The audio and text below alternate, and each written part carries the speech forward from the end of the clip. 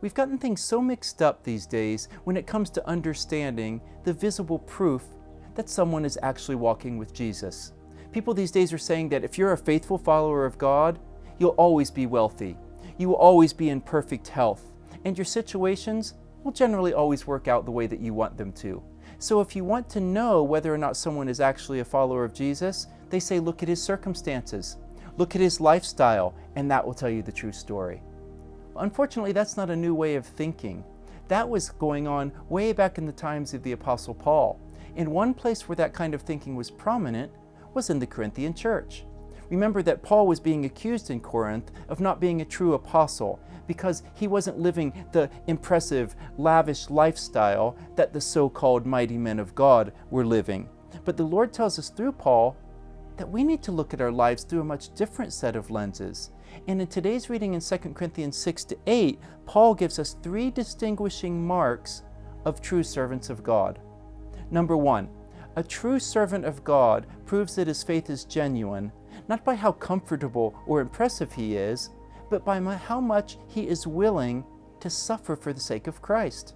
Paul says in chapter 6, the evidence that I'm a servant of God can be seen in how much I've endured afflictions and hardships and beatings and imprisonment, sleepless nights, hunger and poverty. And he says, I did it all in purity and with patience and kindness and genuine love and in truth, because of the very real presence of the Spirit of God who is at work in me. We endured all of that, he said, because we love you, and we want you to know the fullness of life that comes in Christ. That, Paul says, is what true servants of God do. Number 2, he said true servants of God don't abuse God's grace by living however they want to live. True servants of God live lives of holiness. He says at the end of chapter 6 that we, his true followers, together are the temple of the living God. We are the place where God dwells, the place that's set apart for the worship and service of God. And the place where God dwells has to be holy because he himself is holy.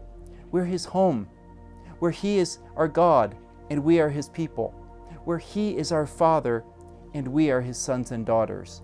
So Paul says at the beginning of chapter 7, let us cleanse ourselves from anything that would defile us. Let us be perfected in holiness because of the reality that we are in awe, that we are in the presence of God as children of God. He goes on to explain that this doesn't only include our personal holiness as individuals, but it's how we as a church community walk and encourage and challenge one another to walk in true holiness together. Finally, Paul says, true servants of God live lives of remarkable generosity. In chapter 8, he's encouraging the Corinthian believers to give in order to help poor brothers and sisters in Jerusalem. And he gives an example of the believers in Macedonia, who were so poor, apparently, that they actually had to beg Paul to even allow them to give something. And he says that even though they were impoverished in terms of their finances, they were rich in joy and in generosity. And because of their joy in Jesus, they gave way beyond what they could afford to give. Now, they weren't sowing seeds in hopes of getting something in return. They were simply pouring out their hearts for Jesus by pouring out everything that they had for their brothers and sisters who were in need. Brothers and sisters, by the way, who they had never physically even seen. And Paul underlines it all by saying, that's exactly what Jesus himself did. He emptied himself completely so that he could give his life to us completely. So he says we need to look at our lives through a much different set of lenses. True servants of God are willing to suffer anything for the sake of Jesus. True servants of God live lives that are growing in holiness. And true servants of God live lives of radical generosity, pouring themselves out for others because Christ has so faithfully poured his life into ours.